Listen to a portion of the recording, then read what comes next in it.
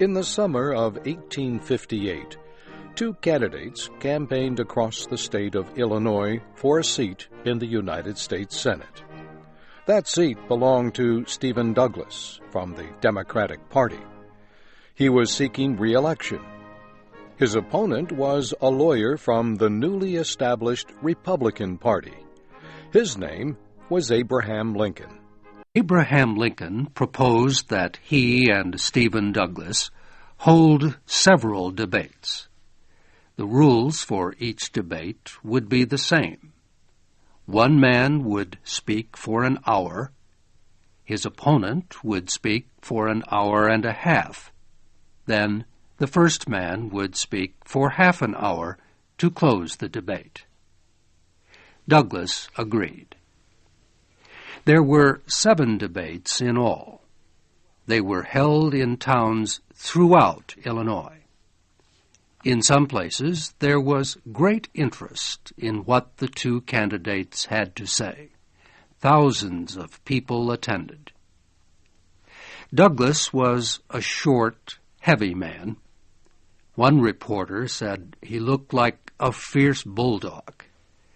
Douglas' friends and supporters called him the Little Giant.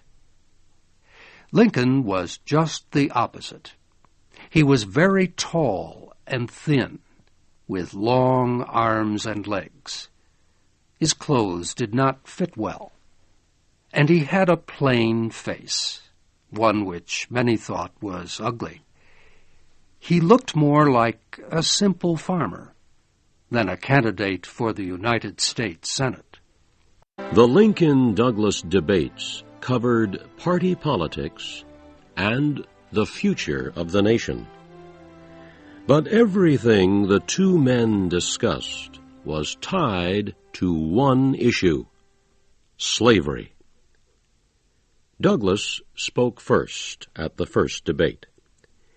He questioned a statement made in one of Lincoln's campaign speeches. Lincoln had said that the United States could not continue to permit slavery in some areas while banning it in others. He said the Union could not stand so divided. It must either permit slavery everywhere or nowhere. Douglas did not agree. He noted that the country had been half slave and half free for 70 years. Why then, he asked, should it not continue to exist that way? The United States was a big country. What was best for one part might not be best for another. Then Douglas questioned Lincoln's statement on the Supreme Court's Dred Scott decision. Lincoln had said he opposed the decision because it did not permit Negroes to enjoy the rights of citizenship. Douglas said he believed the decision was correct. He said it was clear that the government had been made by white men for white men. He said he opposed Negro citizenship. I do not accept the Negro as my equal, Douglas said, and I deny that he is my brother. However, he said, this does not mean I believe that Negroes should be slaves. Negroes should enjoy every possible right that does not threaten the safety of the society in which they live. Every state and territory must decide for itself what these rights will be. Illinois decided that Negroes will not be citizens, but that it will protect their life, property, and civil rights. It keeps from Negroes only political rights, and refuses to make Negroes equal to white men. That policy satisfies me, Douglas said, and it satisfies the Democratic Party. Then Lincoln spoke. First, he denied that the Republican Party was an abolitionist party. "I have no purpose," he said, "either directly or indirectly, to interfere with slavery where it exists. I believe I have no legal right to do so, nor do I wish to do so. I do not," Lincoln said, "wish to propose political and social equality between the white and black races. But," he went on, "there is no reason in the world why Negroes should not have all the natural rights listed in the Declaration of Independence, the right to life, liberty, and the pursuit of happiness." "I agree with Judge Douglas," Lincoln said, "that the Negro is not my equal in many ways, certainly not in color, perhaps not mentally or morally. But in the right to eat the bread that his own hand earns, he is my equal, and the equal of Judge Douglas, and the equal of every living man." Lincoln then defended his statement that the United States could not continue half slave and half free. He said he did not mean that customs or institutions must be the same in every state. He said it was healthy and necessary for differences to exist in a country so large. He said different customs and institutions helped unite the country, not divide it. But Lincoln questioned if slavery was such an institution. He said slavery had not tied the states of the Union together, but had always been an issue that divided them. How had the country existed half slave and half free for so many years? Lincoln asked. Because, he said, the men who created the government believed that slavery was only temporary. Once people understood that slavery was not permanent, the crisis would pass. Slavery could be left alone in the South until it slowly died. That way, Lincoln said, would be best for both the white and black races. Stephen Douglas and Abraham Lincoln were campaigning for a Senate seat from the state of Illinois. But their debates had national importance, too. Douglas expected to be the Democratic candidate for president in 1860. His statements could win or lose him support for that contest. Whenever possible, he tried to show that he was a man of the people, like Lincoln.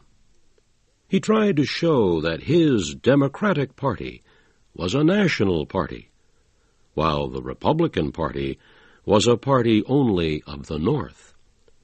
And he tried to show that Lincoln's policies would lead to civil war. Lincoln, for his part, may have looked like a simple farmer, but he was a very smart lawyer and politician. He asked questions which he knew would cause trouble for Douglas. He wanted to create a split between Douglas and his supporters in the South. Lincoln also wanted to keep alive the debate over slavery. That, he said, is the real issue. That is the issue that will continue in this country when these poor tongues of Judge Douglas and myself are silent. It is the eternal struggle between right and wrong. In Illinois in 1858, the state legislature chose the men who would represent the state in the National Senate. So Stephen Douglas and Abraham Lincoln had to depend on legislative support to get to Washington. On Election Day, the legislative candidates supporting Lincoln won 4,000 more popular votes than the candidates supporting Douglas. But because of the way election areas had been organized, the Douglas Democrats won a majority of seats. The newly elected legislature chose him to be senator. Lincoln was sad that he had not won, but he said he was glad to have tried. The campaign, he said, gave me a hearing on the great question of the age, which I could have had in no other way. And though I now sink out of view and shall be forgotten, I believe I have made some marks which will tell for the cause of civil liberty long after I have gone. Many people, however, did not think Abraham Lincoln would be forgotten. His campaign speeches had been published everywhere in the East.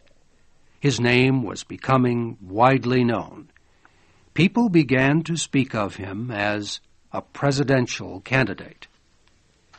To win the presidential election of 1860, the Republican Party had decided it needed a man of the people.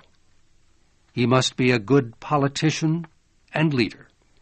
He must be opposed to slavery, but not too extreme. Many people thought Lincoln could be that man.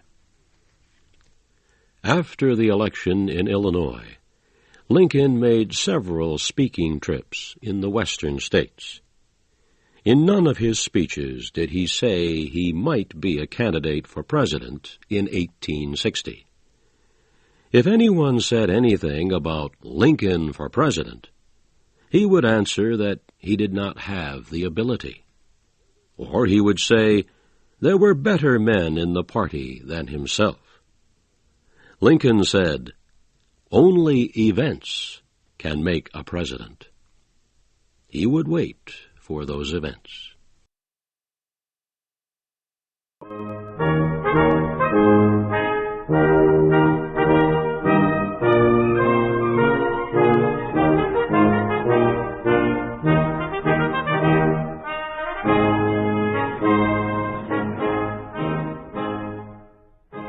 Thank you for watching.